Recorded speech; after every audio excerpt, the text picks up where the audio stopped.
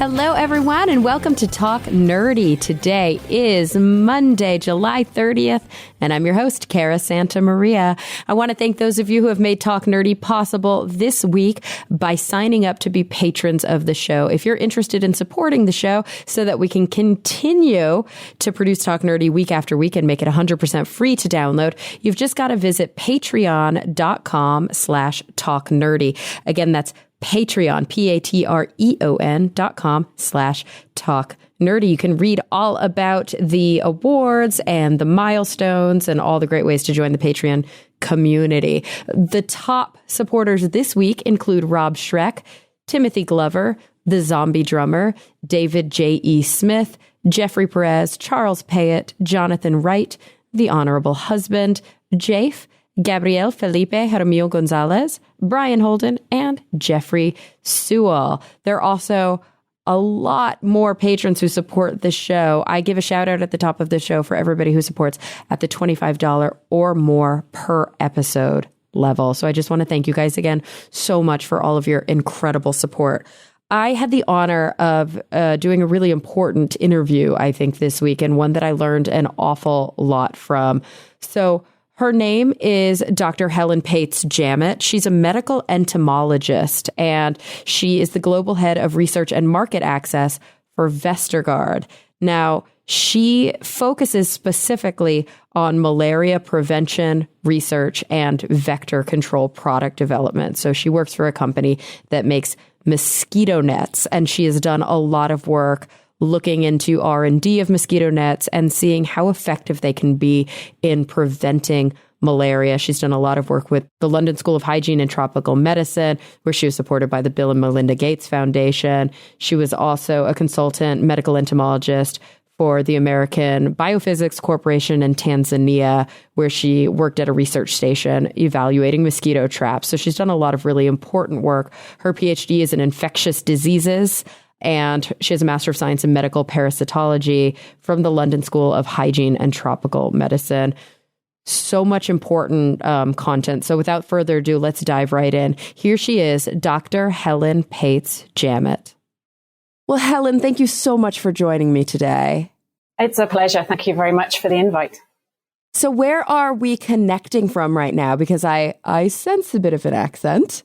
Well, I'm actually based in Washington, D.C., but I'm British, although I haven't lived in the UK for around 25 years now. Really? You've maintained your accent well. I know a lot of people who have lived in the U.S. for that long who have really kind of converted over to the American way of speaking. Well, I've only actually been in the U.S. for 4 years. Before that, I've lived in Tanzania, in East Africa, in the Netherlands, in Switzerland, a little bit in France. So I tend to pick up little bits of the accent depending on where I'm living in. So maybe in a couple of years' time, I'll be a little bit more Americanized. So you've really been all over, and that's because of the incredible work that you do. Today we're really going to focus on mosquitoes. We're going to focus on mosquitoes as a vector. We're going to talk a lot about the diseases that mosquitoes bring and what we can do to protect ourselves from them, but also a little bit about that entomology. So you study bugs, but you specifically have focused on mosquitoes for most of your career? Yes, that's right. I'm a medical entomologist, which means I study insects of medical importance. So that includes insects like mosquitoes, ticks, sandflies, tsetse flies. And I've concentrated most of my career on mosquitoes, specifically looking at mosquito behavior and ways to prevent mosquitoes from biting and spreading disease. So this is a big problem all the world over. And I think that most of us, when we hear mosquito, we think annoying first, but we also do think disease. And most people, even here in the U.S., are well aware of malaria as a very dangerous disease that affects a lot of people globally. But people in the U.S. aren't at risk, really, of contracting malaria unless they travel. So I would love to maybe dive deep into malaria first, simply because I'm not sure if my general audience, I bet you there's a fair amount of people who listen to the show who have had personal experience, having to take prophylaxis or having to be really wary when they travel in certain areas. But there are probably a lot of people who listen to the show who are like, oh, malaria doesn't affect me. I don't really know much about it. Sure, yeah. So, and malaria, often people think that they can get a vaccine for malaria like you do for plenty of other diseases when you travel. But unfortunately, that's not the case yet. There is an experimental vaccine that's just being tested, but it's not as effective as was hoped. And we still have some way to go before we get something that would give you the same kind of protection that you would get, for example, from a yellow fever vaccine. But malaria has actually been around for quite a long time. It's thought to have evolved from an infection via the oral fecal route to infecting the liver and then infecting blood cells before adapting to develop and survive in mosquitoes. It's thought that it probably evolved first in birds and then reptiles before then moving to primates and rodents. There's a total of 5 different types of malaria parasite that infect humans. It's a single-celled organism that has a part of its life cycle in the mosquito and then the rest of it in humans. And today there's around 260 million cases worldwide. And last year there was an estimated around 445,000 deaths. The African region has around 90% of the cases and 91% of the deaths. And the rest of them, are they in South America? Where is it also more common? Southeast Asia and parts of South America. So there are countries in South America that have been doing a very good job of working towards elimination and eradication. Unfortunately, Venezuela, because of a lot of the political difficulties there right now, has seen a resurgence in recent times. So it's of course a disease that does cross borders because both people travel and mosquitoes travel. So when you're looking at strategies to control it, you really have to be thinking on a kind of holistic scale, not just focusing on one country, but looking at the borders and nearby countries as well. So when we talk about malaria as a disease, what we're talking about is an infection. And you mentioned that this is a single-celled organism. It's a parasite. So this is not a bacterial infection. It's not a viral infection. What type of organism is it? Is it like a protist? Yeah, it's a protozoa that belongs to that's called a plasmodium. Okay. So it infects. In fact, it's transmitted in the saliva of the mosquito. So when the mosquito goes to bite you, people often think of mosquitoes as flying syringes. They're in fact not flying syringes. It's a lot more complicated than that. They have their mouth parts are called a proboscis, and they actually consist of 6 parts. So there's 2 needles that have tiny teeth that saw through the skin, and then another 2 needles that hold the skin tissue apart, and then another needle that detects the blood vessels and then acts like a straw to suck up the blood. And then the remaining needle injects saliva into the skin to help the blood flow more easily. The saliva prevents blood vessels from constricting, stops the blood from clotting, and prevents inflammation when the mosquito is sucking up the blood. Of course, people will be familiar with the itchy reaction that happens when you get bitten. Usually you get an allergic reaction that's a red, itchy bump. And scratching it usually makes it worse because you're spreading the saliva, which increases the allergic response and then obviously makes you itch more. And you become less sensitive the more you're bitten. So that's why adults often have less serious mosquito bites than children do. Oh, my gosh. That's fascinating. I had no idea their mouth parts were so complicated. Yeah, you can't see it because you just see one little spike when they come and try and bite you. So, but the parasite is in the saliva. And so when they find that blood vessel and they inject the saliva, the parasite enters the bloodstream, moves to the liver, and then starts to develop in the liver. And once it's got to a certain stage there, it breaks out of the liver into the bloodstream, and you have male parasites and female parasites in the bloodstream. And when that whole process usually takes around 7 to 10 days. And when another mosquito comes to bite you, it will pick up those male and female parasites in the bloodstream. Those enter the stomach of the mosquito where there's basically sexual reproduction. The male and the female parasites break out of the blood cells and fuse.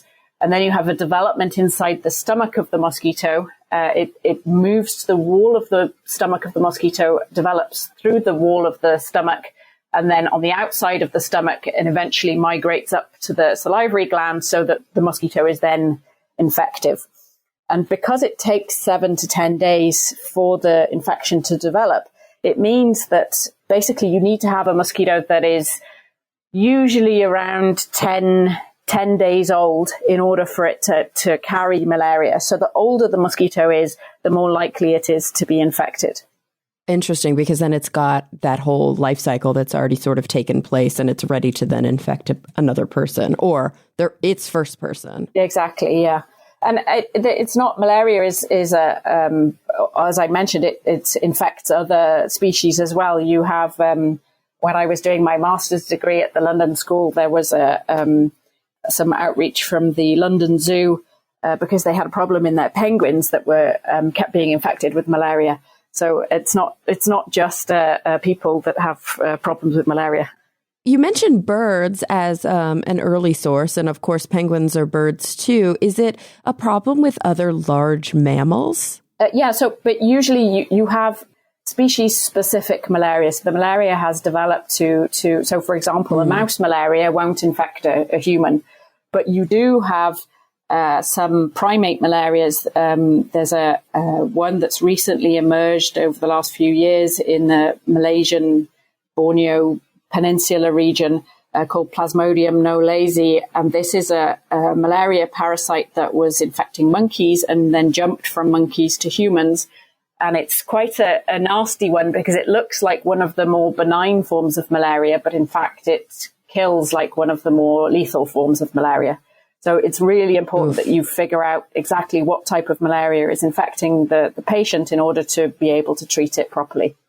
And so, I think that, gosh, there's so much I want to talk about. I'm trying to even organize my thoughts about how to approach it. But I think that when we think of malaria, oftentimes in the West, again, we think of it as a disease of the other. We think of it as a disease that doesn't affect us here. And it's only in, tropical areas, developing countries, whatever kind of bias or stereotype or prejudice we tend to use against, unfortunately, the population that's probably most vulnerable to it. And we often think of malaria as like a really, really bad flu that can kill people. Is that a terrible analogy? Or is it a completely, obviously it's not viral, so right there's a big difference. But is it have similar types of symptoms, but are just kind of a little worse than the flu? Or is that just a bad way to think about it? Well, a few things here. I think people very often think of the flu, very often use the flu to talk about bad colds. And when you actually have the flu, it can be really, really bad and really lethal. But with malaria, it depends on the type of malaria you have. So in sub-Saharan Africa, the most common form of malaria is what's known as cerebral malaria, caused by a parasite known as Plasmodium falciparum. And this is a parasite that has an affinity for the small capillaries of the brain. And it can collect there very quickly and clog the brain and kill you very, very quickly. So in general, if you survive, if you live in a malaria endemic region and survive beyond the age of 5, you have enough immunity that has built up to give you some level of protection for the rest of your life, unless you leave that region, in which case you tend to lose that protection.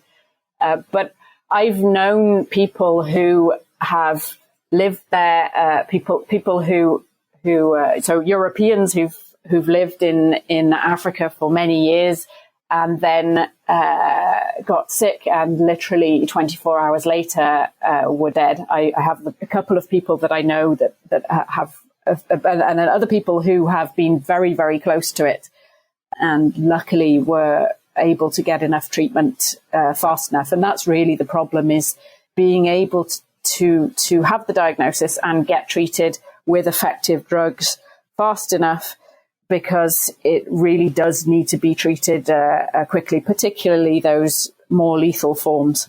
I've had malaria once in my life.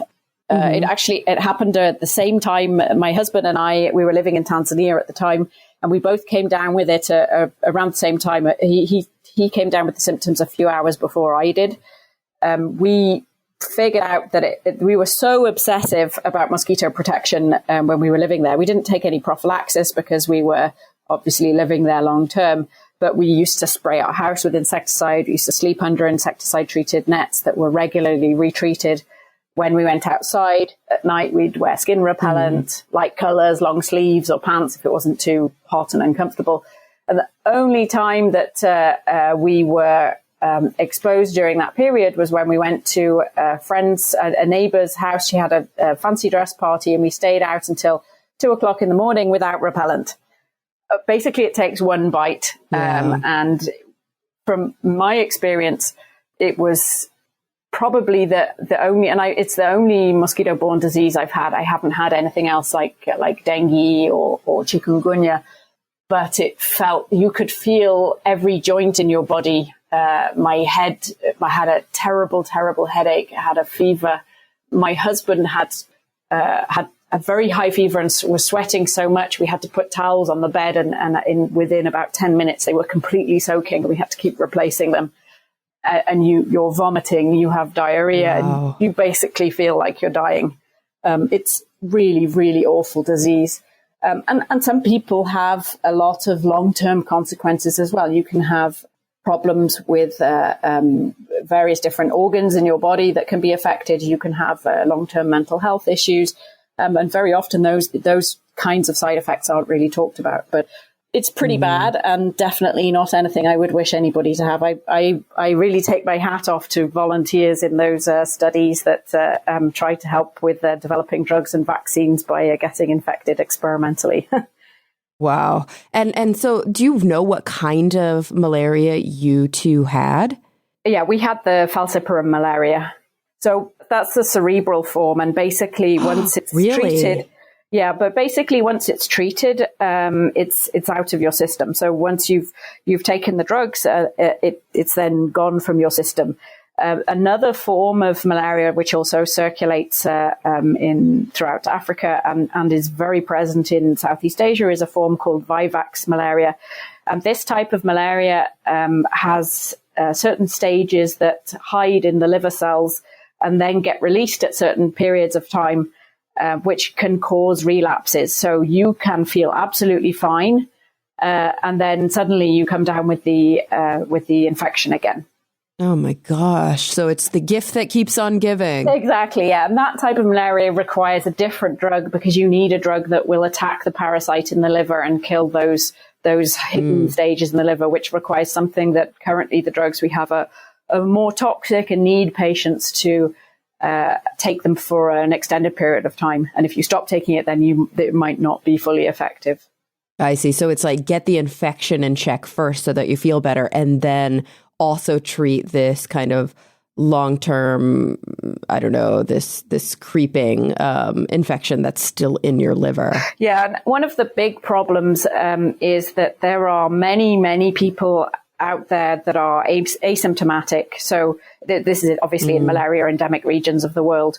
So you have people that are walking around with parasites, but they absolutely feel fine. They don't get treated unless they have a fever. And that is one of the difficulties when we look towards malaria eradication.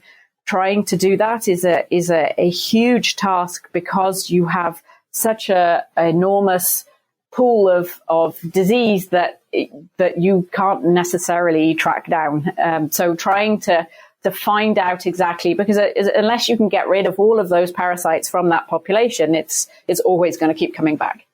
Mm-hmm. You know, I've talked before on the show about poliovirus, which is, of course, an incredibly different type of disease. And we talked quite a bit. I had a researcher, that actually the lead polio researcher from the Bill and Melinda Gates Foundation on the show.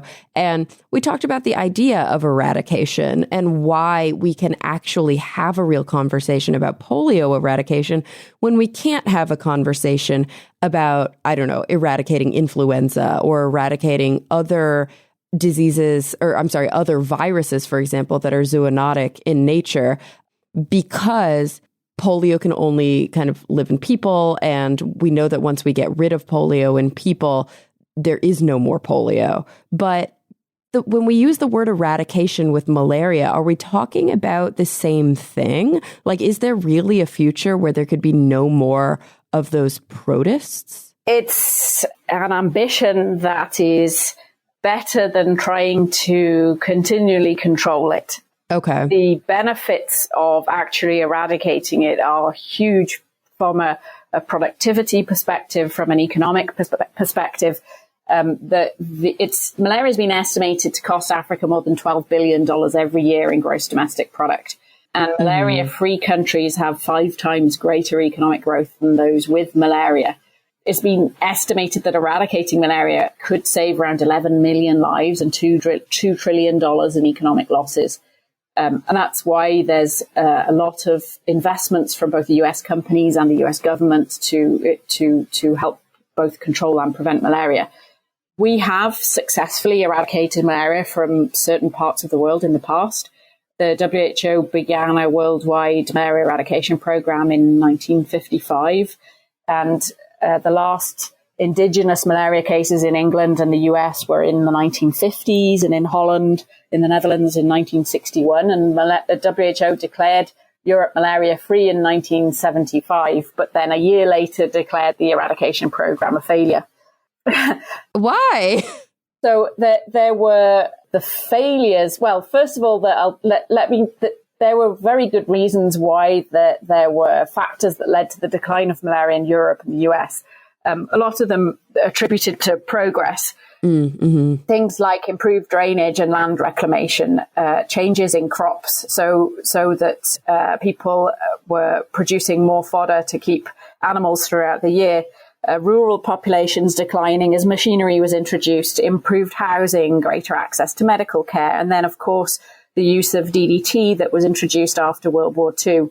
Mm-hmm. But some of the factors that led to the failure of the program were, ironically, resistance to the insecticide DDT, drug resistance, increased population and movement, forest clearance, irrigation, other agricultural activities, urbanization, deterioration of public services, deterioration of vector control operations, and then, of course, disruptions from war, civil strife, and natural disasters.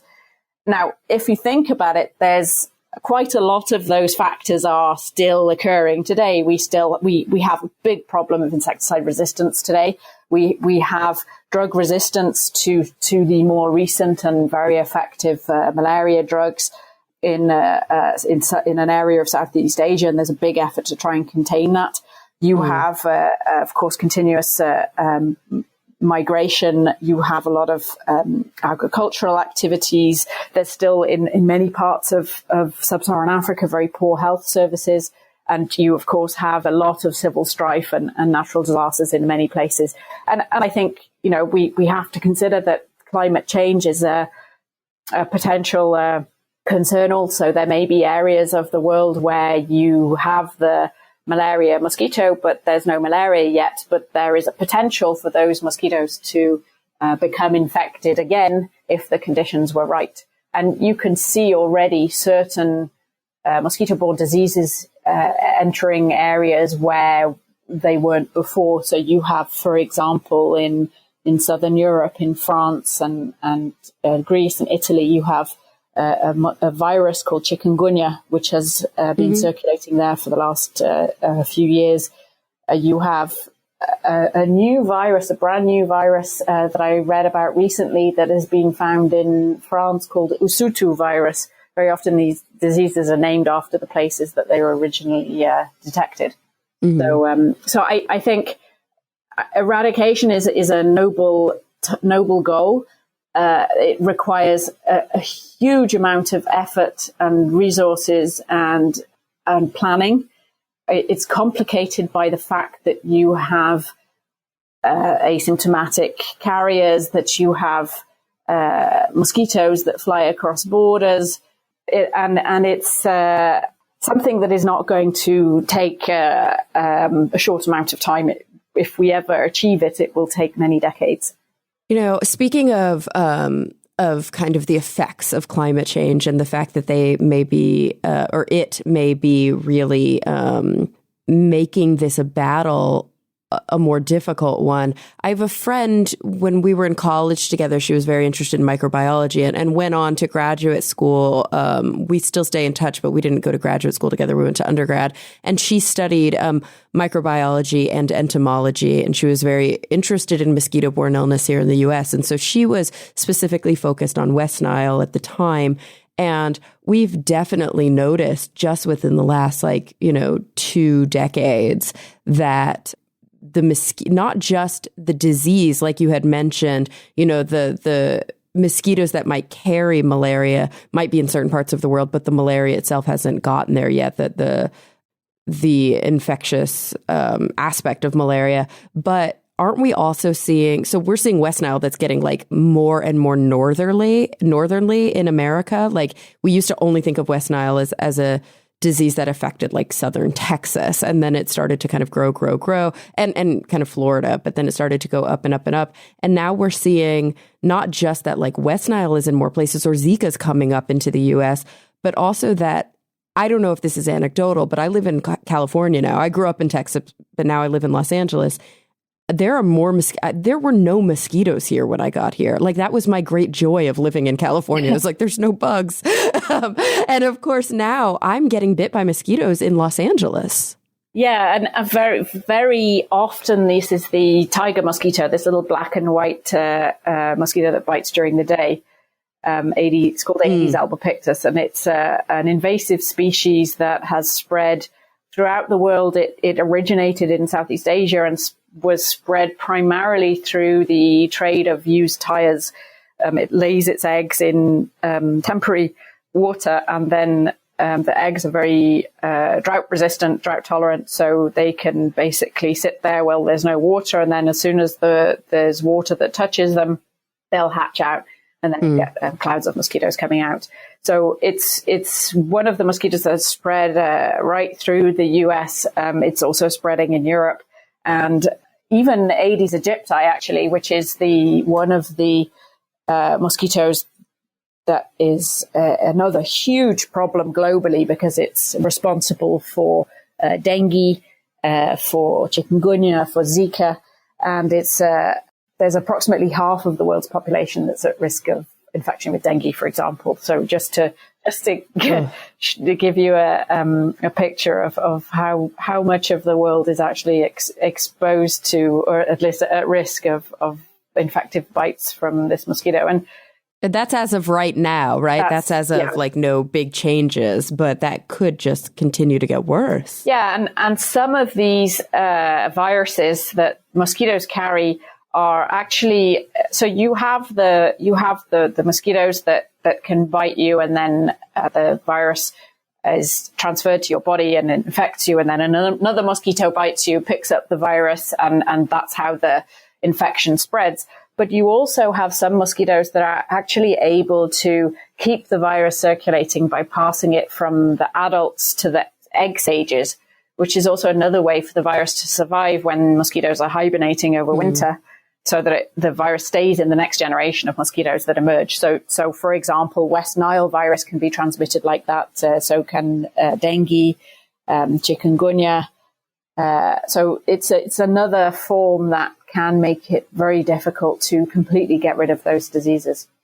Wow. And so, okay, we mentioned, you mentioned that there is no malaria vaccine, that there are people working on it, but of course this is not something that's available to anybody, but we have used the term prophylaxis a few times. So there are specific drugs that individuals can take if they're visiting an area with malaria. But the drugs, not to deter anybody, because absolutely, if your physician, your travel doctor, whoever you're working with, recommends that you take the prophylaxis, that's, you follow the orders of your doctor and have that real conversation. But the drugs do carry their own risks and their own side effects with them, don't they? Yes, they do. And it depends. That's why very often doctors advise their patients to take them for usually a week before they travel, so that they can get used to the drug and make sure that there's no massive side effects that can prevent them. So some of those drugs can make your stomach feel very upset. And if you're, for example, on holiday or traveling or even on business and you're vomiting all the time, then clearly that's not very comfortable. One of the prophylactic drugs is so doxycycline is one of the fairly good prophylactic drugs, but it makes your skin more sensitive to sunlight, which obviously isn't very good if you're have very sensitive skin and also traveling in an area where you have a lot of sunshine. Which is probably the case if it's mosquito prone. Yeah. Most tropical areas, yeah. And it also tends to make you more susceptible to fungal infections, which is also not very comfortable. So, and then there's another drug that has led some people to have, it's led to depression and even mental episodes. Which has, and some people, that's a drug called Lariam, and some people support it very well, and other people simply do not feel comfortable mentally on that drug. So there's another one called Malaria, which tends to be better supported by most people, but it's a reason why. It's good to know. Yeah, it's a reason why it's important to understand how to protect yourself from mosquitoes, as well as taking the prophylaxis, because obviously if you can prevent yourself from being bitten in the first place, then that helps to prevent the disease from appearing in your system. Well, and I want to talk about all of those different ways that people can, be empowered and make decisions to prevent the infection to begin with. But obviously one of the most important reasons too is you may take a malaria prophylaxis, but malaria is not the only insect-borne disease. Like, just because you're preventing malaria, which is very, very important, many places that have malaria, as you mentioned, you might also have concerns about mosquito-borne diseases like dengue or chikungunya. There might be sandflies, and you might be concerned about leishmaniasis or other kinds of diseases that are endemic in those areas. Like, if you can prevent yourself from getting bitten in the first place, that's the best thing that you can do, isn't it? Absolutely, yeah. And that's the reason why insecticide-treated mosquito nets have been so successful in controlling malaria, and of course can be used against other diseases. But it's when you're thinking about how to protect yourself from different diseases and the mosquitoes that carry, or insects that carry those different diseases, it's really important to understand where you're traveling and what kind of diseases are there, because you have many different types of, if we're just looking at mosquitoes, there's over 3,500 different species of mosquito, and different types of mosquitoes have different behaviors. So some like to bite humans only, and others prefer animals or birds. Some will bite whatever is there. They're called opportunistic. Some mosquitoes like to bite during the day, whereas some tend to bite only at night while you're sleeping. Some bite out indoors, others bite outdoors. And we have to be able to understand that behavior and the diseases they transmit if we want to effectively control and prevent those diseases. So one of the reasons why the mosquito net has been so effective in sub-Saharan Africa is because mosquitoes, in general, mosquitoes tend to bite during the night, and their peak biting time is in the early hours of the morning, and that tends to be when people are sleeping and in their beds. And therefore, if you prevent that mosquito from biting you, then you can prevent that disease from infecting you, the parasite from infecting you. Absolutely. And of course, like you said, it is so important to know those different behaviors and the risk factors.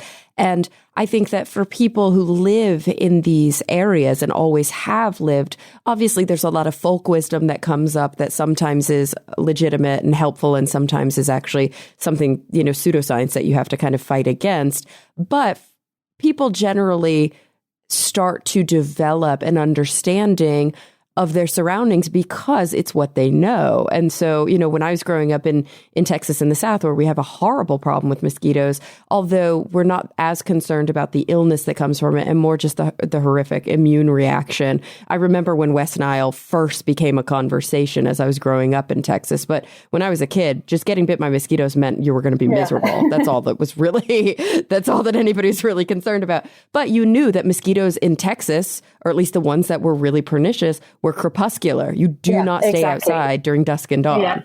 you're going to get eaten alive. And so people just know that. They know if they're out on a patio having dinner and the sun starts to set, they'd better move the party indoors because they're going to start getting eaten. And that is, I think, important for individuals of different cultures. But of course, there becomes a big problem when people start to travel. Yeah. There are plenty of products out there that don't work, and it tends to give the products that do work a lot harder job to convince people that these are the types of things that you should be doing to protect yourself from mosquitoes. Geez, so let's talk about those. I want to know about, all these different types of products on the market. You, of course, work with a company that specializes in mosquito nets, and I want to talk about those in particular as well. I've got to ask you, so I just visited the Peruvian Amazon, and I stayed in a really beautiful, lovely ecotourism lodge that focuses on citizen science with mostly macaws. They have a big macaw research project called Rainforest Expeditions. And this was my first time sleeping under a mosquito net in my life. And so, I talked to a lot of people who work there. I talked to a lot of people who visited on a regular basis. I wore long sleeves, long pants. I tucked my pants into my socks before putting on my mud boots. When you'd go out into the forest, you'd wear mud boots. Many of my clothes were treated with permethrin, and I wore DEET on all of my exposed skin, and then I slept under these mosquito nets that actually tucked underneath the mattresses of the beds. They were the square types that tucked in. Yeah. Did I miss anything? No, it sounds like you were the perfect student. Oh, good. And so but this is hard to do every day. And what I noticed is that many of the people who actually contracted one of the biggest problems was leishmaniasis. So yes, they were concerned about mosquitoes. There are mosquito-borne illnesses like dengue and chikungunya. Sandflies are a big, big issue. And so leishmaniasis is a big problem. And we noticed that many of the guides more often contracted it than the tourists and the visitors, because when you live in a place like that and you're doing that every day, you start to get a little lazy. You slip on your flip-flops without putting DDT on. You go, oh, it's just too hot today. I'm going to wear a tank top. And we noticed that a lot of people would get it on their calves, their shins and their calves, because that's where the sandflies would tend to bite them. They would just wear shorts. They would be like, I can't deal with it. It's too hot today. Like, you just start to slip. And it's one thing if you're visiting and you are a good student like myself and you're like, I've got a week, I'm going to be really on it. But when you live in a place and you have to live your life, you can get a little bit complacent, can't you? Absolutely. And whilst skin repellents are very effective, they can be sticky and uncomfortable, and particularly in a hot climate. And of course, you have to keep reapplying them. And when you're using products with DEET in, it has this plasticizing effect. So anything you touch afterwards, like a car seat or a pair of sunglasses or even some shoes, they can start to melt or go a little bit soft. So it's not necessarily always the nicest solution. So certainly, at least for mosquitoes, one of the things that's very often advised is for people to wear lighter colors, because mosquitoes tend to be attracted to dark colors, and to wear longer, cover your skin so you wear longer sleeves, longer pants. Of course, that's not always comfortable in hot weather, and mosquitoes can bite through a pair of jeans. So it's not necessarily going to help either. Ready to become a leader? Enroll in Army ROTC. You could get a full tuition scholarship, and you'll graduate a leader and an officer in the U.S. Army. Army officers inspire strength in others. To receive more information about the Army ROTC program, visit goarmy.com/podcast today. Paid for by the United States Army. All right, guys, let's get back to the show. And what about the treated clothing? Because they tend not to smell. They tend, like the permethrin, the actual fibers being treated with insect repellent.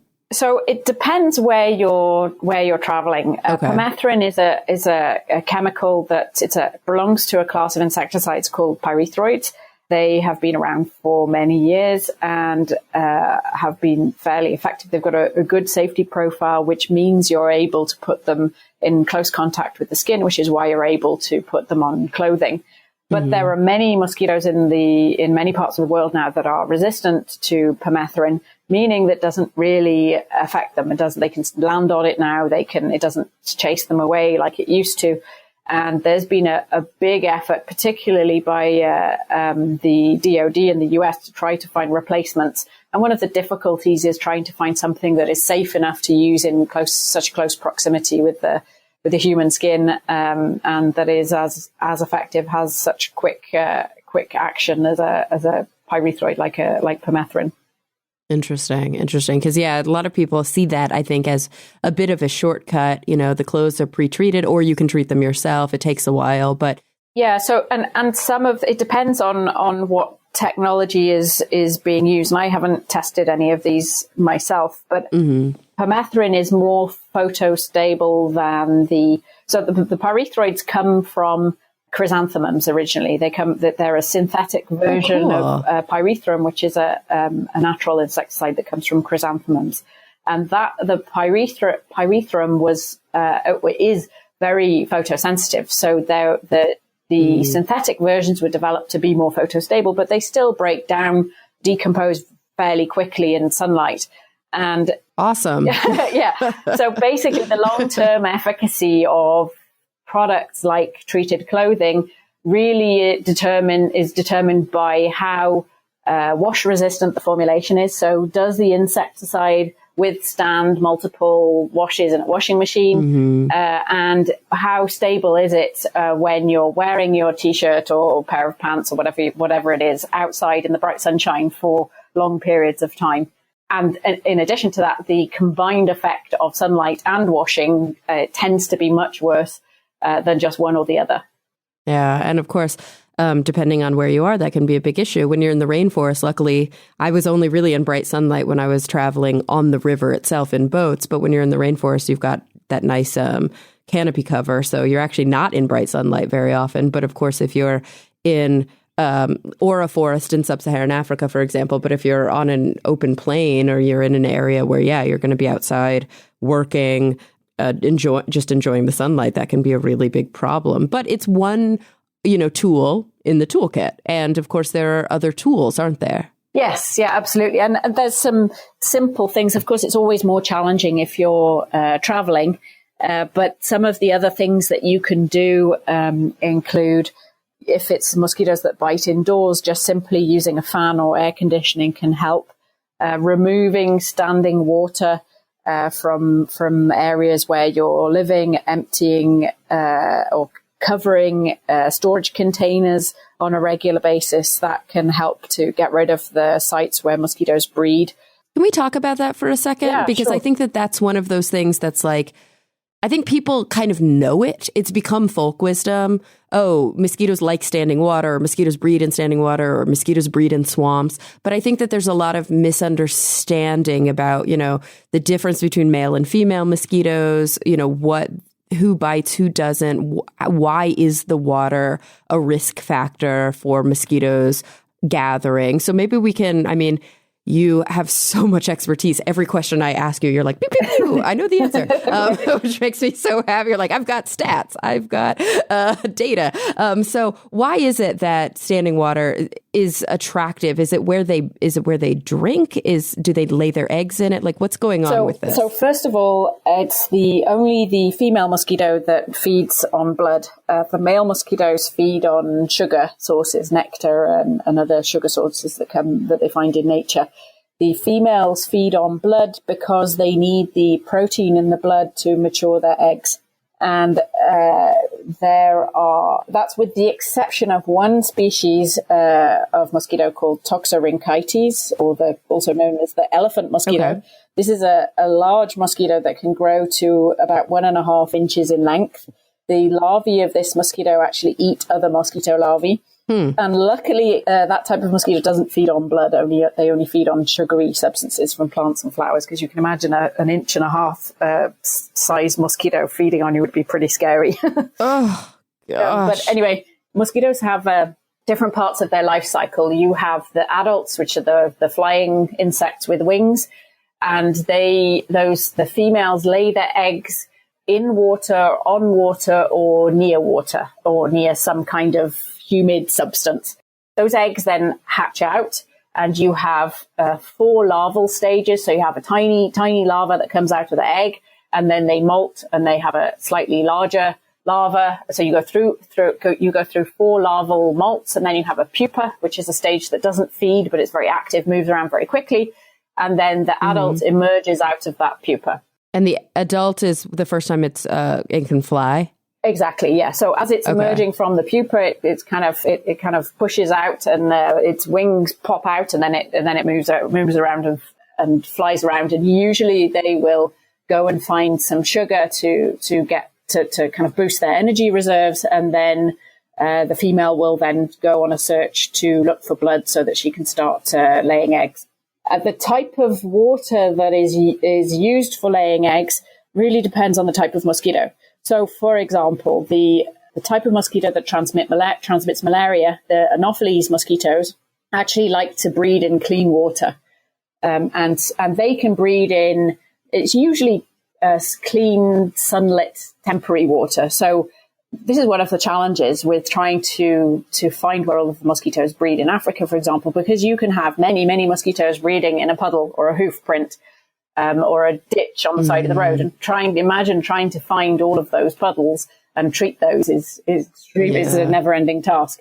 And they just keep being made new every day. Yeah. And then you have the Aedes mosquitoes, which are the ones which carry diseases like Zika, dengue, chikungunya, yellow fever. And those mosquitoes breed in temporary water, temporary standing water. So that tends to be things like, it can be coconut husks, it can be man-made containers like buckets or tires, or it can be bromeliad plants have been a big problem in the south in Florida, and were actually attributed to the mosquitoes that were breeding during the Zika outbreak a couple of years ago. And because the leaves of the plant collect water, and then the mosquitoes lay their eggs in those in the water that's collected in those leaves. Same thing as banana trees; they're also perfect for collecting water and supporting development of Aedes mosquitoes. The Culex mosquitoes, those transmit West Nile, and they like to breed in dirty water, very often water that's rich in organic matter. So if you have blocked drains or gutters that are blocked with leaves, you'll very often find Culex mosquitoes breeding in there. Interesting. So even though some want really, really clean water, some want water that has a bit of a biofilm or something, like a dirty sludge. The central theme is that it's standing water. Like water that's moving is generally not a good breeding ground for mosquitoes. Generally not, although there are some mosquitoes that do breed in moving water. Oh, I hate them. They're making life very difficult. Interesting. So even that, of course, there's always an exception to the rule in science, isn't there?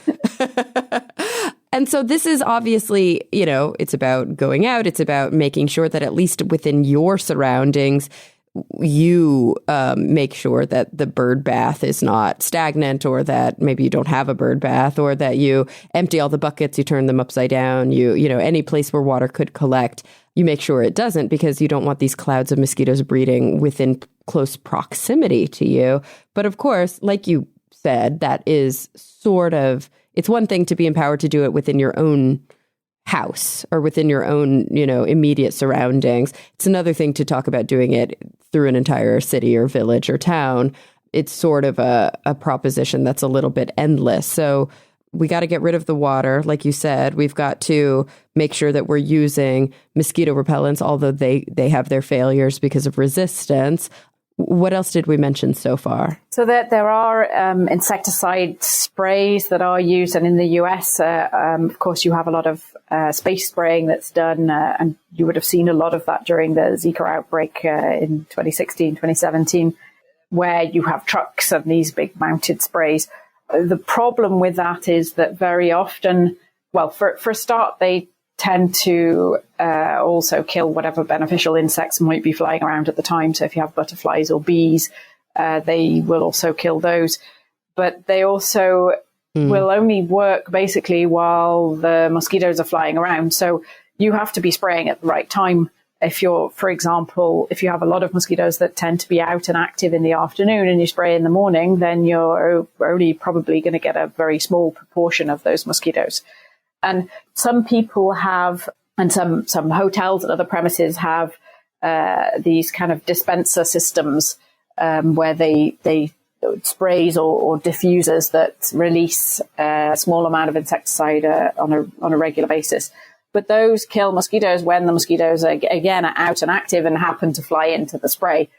So it is a challenge, particularly outdoors, to try to find things that will work on a continuous basis and target the entire population, because obviously the idea is to really have an impact on the entire population. Yeah, so I assume those everybody in Texas used to have on their patios those horrible bug zapper things. I assume that those don't really work. God. So I have my own very personal opinions about these, which I'm going to share with you. Yes, please. Oh, good. Yeah, because I just remember that was the stuff of a night. You know, an outdoor barbecue was hearing that horrific noise when something would like fly into the bug zapper and being like, oh, that's pleasant. Yeah, but so those bug zappers actually, so they work fairly well for house flies and other large flying insects like moths, but they don't attract mosquitoes. Okay. If a mosquito is killed by one of these devices, it likely flew into it accidentally.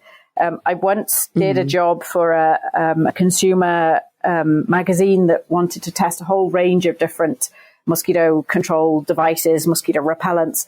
So I had a huge range of different products, and I had some of these electrocuting bug zappers, and I had a small room where I was testing these things, and I put them in the middle of the room, released 100 mosquitoes, and closed the room and left it for 24 hours, came back 24 hours later and collected all 100 mosquitoes. And I did that several times with several products. Oh my gosh.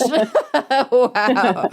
Scientists are saints. Let me tell you, that sounds like such a tough job. And what did you do with the what about the ones that didn't die? Oh, they were just mosquitoes that had been reared in the lab. So I probably killed them straight afterwards. But oh, okay. And they were clean mosquitoes. You knew that they weren't carrying any disease. When they're reared in the lab, okay. They're clean. Yeah. Mm-hmm.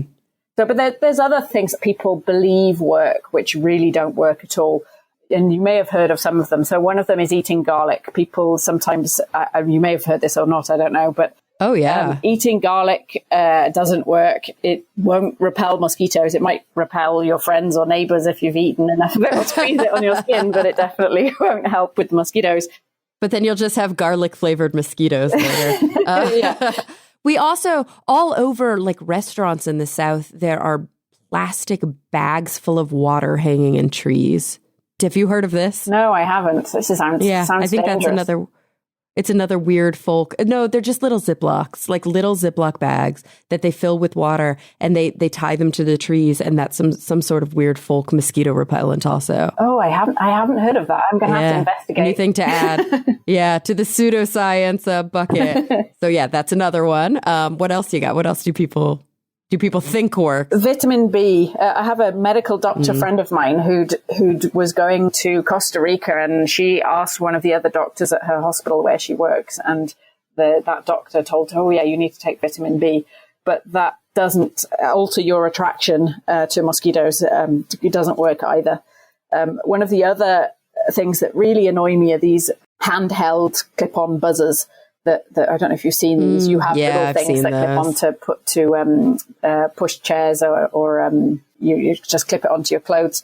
They're supposed to emit a sonic frequency that sounds similar to a male mosquito. And the idea is it's supposed to repel female mosquitoes because most mosquitoes only mate once during their lifetime.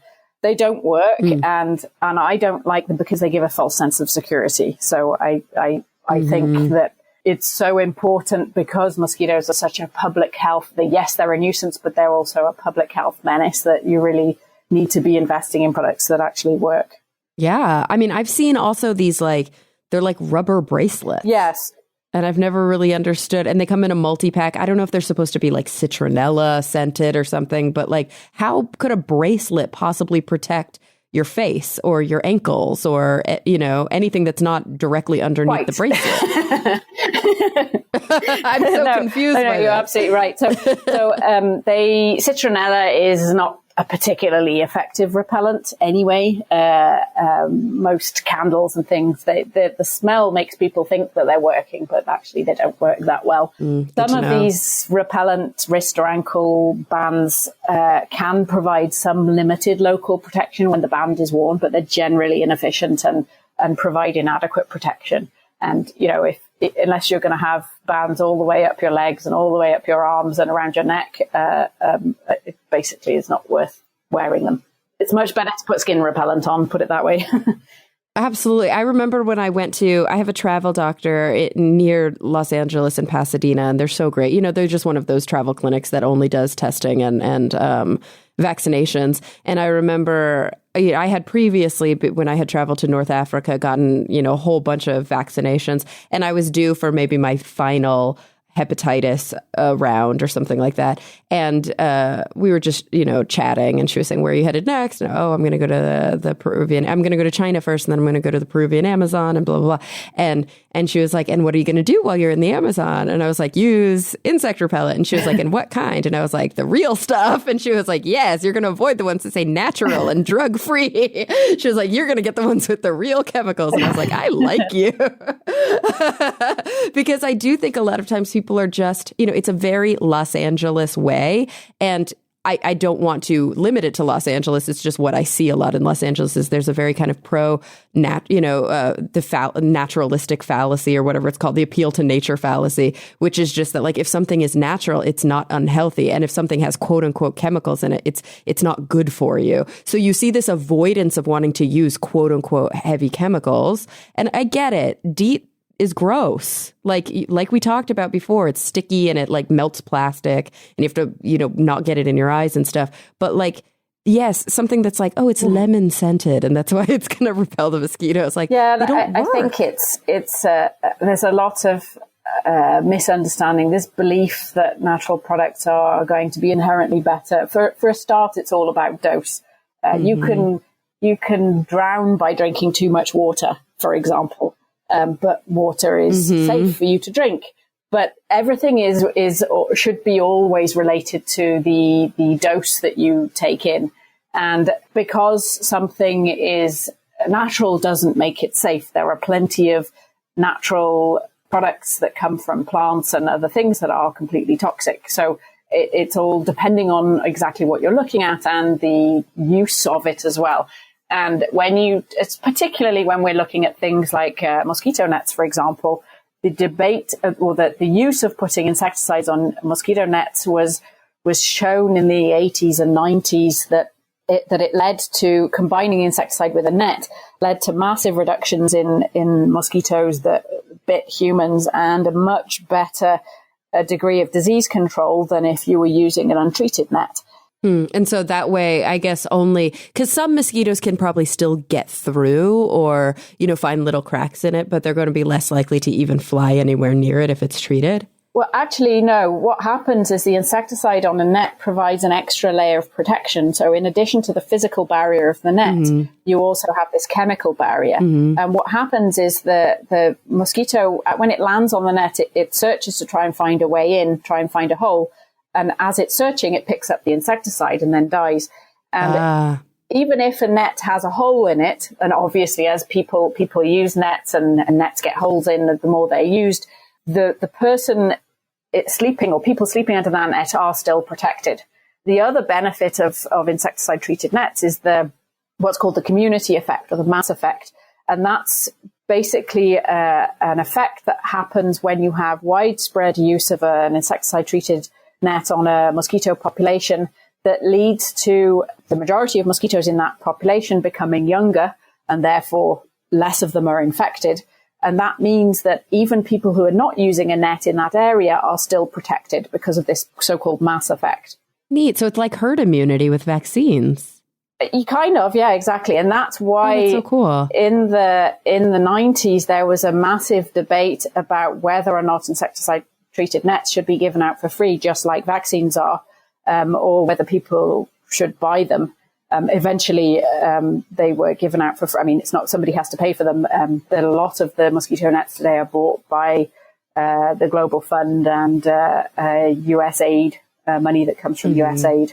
Yeah, so NGOs and also government funded exactly programs. But they've been attributed to saving 6.2 million lives from malaria, and the technology that we use today, which is called long-lasting insecticidal nets, are credited with reducing malaria cases in Africa by 68%. So they've had a huge impact over the last decade, 15 years or so.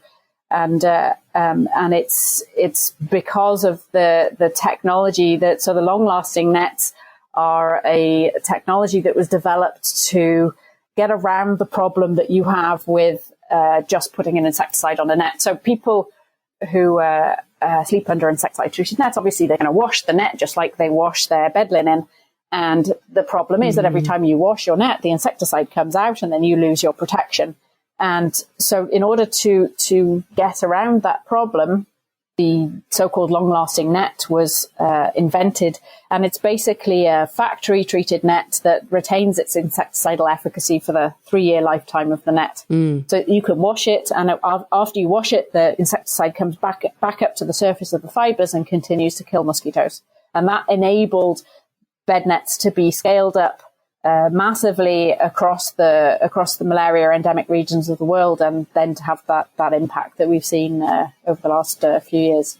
That's incredible. And so you work with, obviously, like you said, you're a medical entomologist, you're a scientist, but you work with or for a company that specializes in these kinds of preventive measures. So what are you, a consultant? Like what is the company that you work with? What do they focus on? And kind of what's your relationship with them? So I work for the past 11 years. I've worked for a company called Vestergaard, which is the world's largest supplier of long-lasting insecticidal nets. I run our research and development and also market access division, which means that I'm looking at what are the new types of products that we need to develop. So one of our big focuses now is looking at the new types of insecticides that we can put on nets, because over the last decade or so, mosquitoes have been targeted with a monotherapy. It's the same type of same type of insecticide that's been used, and mosquitoes are now becoming resistant to those types of insecticides, meaning that the mosquitoes are no longer being killed. They're managing to blood feed through nets. And if we are not able to replace those nets with products that have new insecticides or more effective formulations, we may start to lose some of the gains that we've already made. So that's a big focus. And another part is looking at how we can get new products to market, because the agencies that purchase our product require a recommendation from the WHO, so sort of third-party endorsement to have confidence in the product. And it's a very complicated space to get a new product through, particularly when there's no clear pathway to market. So a lot of the work that I do is working with large organizations like the WHO to figure out how we can get new products through and tested properly and show that they are doing what they're supposed to do. You know, I mean, I can sense the amount of like frustrations and the red tape and some of the things that you probably have to deal with on a regular basis now that you've gone into this area that is a little bit more bureaucratic. But at the same time, it must be so fulfilling. It must be so exciting to have been able to go from a research oriented career, you know, to come out of academia, to do the field work, to do the type of work that you've always done in the lab, and then to actually be able to translate that to practice and say, like, everything we've learned, everything that we're doing, we're physically making products now, we're physically bringing them out, and we're seeing the global effect of millions of lives saved from this. Like, that's just incredible. Absolutely. I've always been an applied scientist, so I've always been somebody who is really looking to figure out how to put the science into something that helps. Either use it in an efficient way to help a problem or put it into a product that can help solve a problem. And our company has produced nearly 800 million nets since 2002. So protecting an estimated 1.8 billion people, which is a pretty amazing figure. And to be part of that is truly humbling. Oh, it's just so incredible. And so is some of the, obviously you're probably in R&D in a lot of different types of projects, some things that you probably can talk about, some things you might not be able to talk about yet. But is the idea now is similar to what a lot of GM scientists, botanists and researchers who are interested in crossing and affecting, like through transgenes, genetically modified organisms, they're realizing now that if you want to make an organism that is like insect resistant or drought resistant or some sort of like blight resistant, that maybe it's better to have there be redundancy, that we're not just talking about one gene that protects, but if we have three things, then as the insects or the pests or whatever start to develop resistance to it, which is a natural process, this happens, it's evolution. We see it with our antibiotics. That it's less likely that an insect can develop like three different types of resistance. So is the idea now that you said before they were treated with like a mono chemical drug, whatever, is the idea now to have multiple lines within the same net? Yeah. So the idea is to use at least 2 insecticides in a formulation in the net to try to prevent the resistance from developing, but also have a higher degree of performance by combining those 2 insecticides. One of the challenges we face, though, is that a lot of the mosquitoes, particularly in sub-Saharan Africa, have what's called metabolic resistance, which is a type of resistance where the mosquitoes have enzymes that work better or break down the insecticide faster so that the insecticide doesn't have a toxic effect on the mosquito. And there are more and more worrying indications that because of a lot of these mechanisms that already exist, they may have an impact on some of the new molecules that are coming out, so that you have cross resistance. So even though some molecules might not have ever been used, they're already redundant because you have some of these enhanced systems in the mosquito that are already very effective at breaking down some of these other chemicals.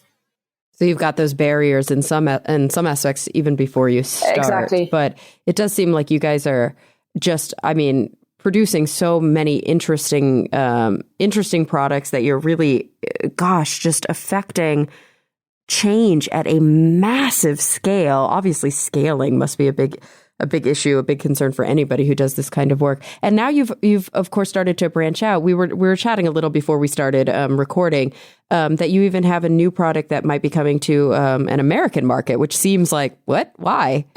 Yeah, exactly. So we're in the process of launching a new product in the US that can be used for outdoor mosquito control. So this is thinking about some of the problems we have with the Aedes type of mosquitoes that we've been talking about.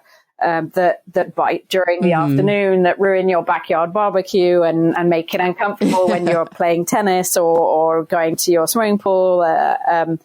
Mosquitoes that very often tend to rest in vegetation and shaded areas. And so what we've done is we've taken the technology from long-lasting insecticidal nets that has this wash-resistant aspect that enables the insecticide to last for a long period of time. And we've adapted it to use in a screen that kills mosquito by contact. So this is a fabric that has a fairly wide mesh, so it enables a good amount of airflow through. And the formulation is UV protected so that the insecticidal activity lasts for at least 2 years. And what happens is when a mosquito lands on the screen, it picks up the insecticide and dies. And the idea is it can be used in a similar way to a privacy barrier on fences, around decks, porches, and even as a screen in windows and doors. And as a lot of these mosquitoes that we are bothered by in the US tend to live in a fairly short perimeter, you're able to have a fairly immediate effect on that mosquito population. So, for example, If you have a lot of vegetation, bushes and things, you would put it on your fence behind those bushes. If you have a deck, you would put it around the railings of your deck. And what we've found so far is that surprisingly, you don't even need to screen in yourself completely. Just putting it around the railings of a deck or a porch is enough to stop those mosquitoes from coming and biting you. Presumably because those mosquitoes are interrupted on their flight path to come and bite you around your feet and ankles, and they basically get stopped as they land on the screen. Oh, yes. This is amazing. I'm really looking forward to this. I can see so many practical uses even here around where I'm living. And I can only imagine if I were still back home where my parents and, my whole family is back in the South, just how incredibly useful that could be. Gosh, Helen, I've been talking to you for now well over an hour. There are a couple things we haven't even gotten to, so I'm trying to organize my thoughts because I've got to let you go. But before I do, there's just a couple more questions I want to ask you if you're willing. The first one being, I think the big question on everybody's mind always when we talk about mosquito-borne diseases is like, why can't we just kill all the mosquitoes? Like, honestly, there's work being done with CRISPR to genetically modify these things so that they can't reproduce or so that they can't carry these diseases. And of course, some of that I think is incredibly exciting. And some of it may be a little bit of wishful thinking, but of course, that's how science works. But what happened if we just eradicated every mosquito? Like, would the world not be a better place, or is that going to mess up some pollination? So it's a fairly hypothetical question, so just a little bit, very quickly, a little bit of background. What eats mosquitoes? You have, for example, birds that eat both adults and the aquatic stages of mosquitoes. You have frogs, lizards, bats, Venus flytraps that all eat adult mosquitoes. And then when you're looking at larvae, you have things like turtles, large tadpoles, and fish like goldfish, guppies, bass, catfish, and a particular type of fish called gambusia that eats the mosquito larvae. You have other insects like dragonflies that eat actually both larvae and adults. But most of these creatures, the mosquitoes are not their only food source. So, for example, bats, mosquitoes make up less than 1% of their diet. And mosquitoes are pollinators of plants, but most plants are pollinated by other insects as well. And mostly no ecosystem depends only on mosquitoes to the point where it would collapse if they were to disappear, except perhaps there's some orchid species that are pollinated by mosquitoes in the Arctic, but that's about it. If we were to get rid of one mosquito vector species, for example, a vector of malaria in Africa, it could be replaced by another. In Africa in particular, you have, and also Southeast Asia, you very often don't just have one species that is transmitting malaria, but you'll have 2, 3, 4, even 5. And so just getting rid of one doesn't necessarily solve your problem. But you could then have it replaced by another type of biting insect. So, for example, a midge or no-see-ums, these tiny little biting flies that also transmit some diseases like blue tongue and some other viruses. So mosquitoes do tend to eat some of the detritus in water, and they can contribute to keeping water clean, but so do other organisms. And mosquito fish, this gambusia that I mentioned, they can eat 1.5 times their own body weight in mosquitoes in one day, which is huge. But they also need other food sources as well. So, an example, a good example is in Australia in the 1920s and 30s, there were a lot of mosquito fish that were brought in to try to control mosquitoes. And the mosquito fish actually outcompeted the native fish and frogs to the point where the mosquito numbers actually went up because there were less predators overall. So it's always a balance. Oh, wow. Yeah. But what I'm really gathering from this conversation is that if we did wipe out all the mosquitoes, the world would probably be okay. It probably would, although I'm sure there would be another insect that would pop up and bring us another disease to take its place. And that's really the problem, is that, the ecosystem is in many ways in constant flux, but also finding this sort of balance, at least within these closed systems. And the truth of the matter is that includes these disease vectors. Absolutely, yeah. So, Helen, before I let you go, I ask every one of my guests the same 2 questions at the very end of the podcast. And I think because of your unique perspective and your just fountain, like your well of knowledge. I'm super interested in your take on these two questions. So they're pretty big picture, but goodness, if anybody works in a big picture capacity, it's you. So when you're thinking about the future, I want you to tell me first, what is the thing that you struggle with a lot? What keeps you up the most at night? And maybe it has directly to do with the kind of work that you do. I mean, wouldn't be surprising. You're really attacking a very big global issue. But first, what does keep you up the most at night and really concern you that you have like not always a positive outlook about? But then on the flip side of that, what are you genuinely, authentically hopeful, optimistic, and excited about? So I would say in my current role with my current job, the thing that I struggle the most with is the complicated structures, mechanisms for getting our new products to market that are so badly needed. When it takes you more than 10 years to get a new mosquito net to market, which is longer than it takes for a cancer drug, there is something seriously wrong. Mm-hmm. And by then, the work that you've done may already start to be undone because you may be, you have some sort of new type of science that's really effective. And 10 years is a long time. Like these insects could be developing strong resistance by then. Exactly. And we need to be able to keep ahead of the mosquito. And of course, the mosquitoes are evolving all the time. So the key really is to try to get new products out there as quickly as possible. But I think it kind of connects very nicely to your second question.